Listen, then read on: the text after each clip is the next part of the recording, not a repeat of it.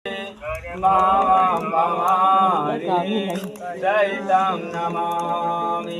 ओम जय जगदीश हरि स्वामी जय जगदीश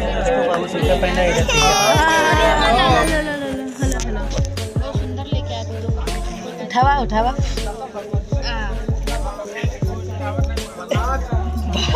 तो का हाल बा भाई लोग, आशा करतनी कि अच्छा होगा मस्त होगा। तो भाई लोग आज के दिन अलती चौहान के परिवार वाला कुल मिल के काम एरिया का काम होता एक तर्जा की साइड में फोटो अलती चौहान के कुर्सी पर रखल बा। आज उनकर काम एरिया बा, साथ में सब कोई मिल के कोई माने सब्जी का तैयारी माने भोजन का भी तैयारी होता है। आज काम एरिया का जैसे पंडित के द्वारा द्वार पर होला वही तरह एकदम साथ में आलती चौहान के आज काम एरिया होता है। आप लोग वीडियो में देखा तनी। तो भाई लोग आलती चौहान के अगर आत्मा की शांति चाहती तो भाई लोग वीडियो के ज़्यादा से ज़्यादा आप लोग शेयर कर दें और कमेंट करें कि आलती चौहान के आप इतना फैन हैं। आज आलती चौहान आज हमनी के दुनिया में नहीं थी, मगर उनकर आज भी चौहान वीडियो देखे वाला फैन बना उनका खातिर आज अंदर से दिल रोवत हटे। तो भाई लोग का जब होनी रहे हो गई आलती चौहान अब पहली इस दुनिया में नहीं की। तो भाई लोग आज उनका काम एरिया होता है। आप लोग स्क्रीन पर देखत यानी कैसे सब कोई आलती चौहान के घरे आके उठल बा काम एरिया का कार्य होता है। तो भाई लोग जी हम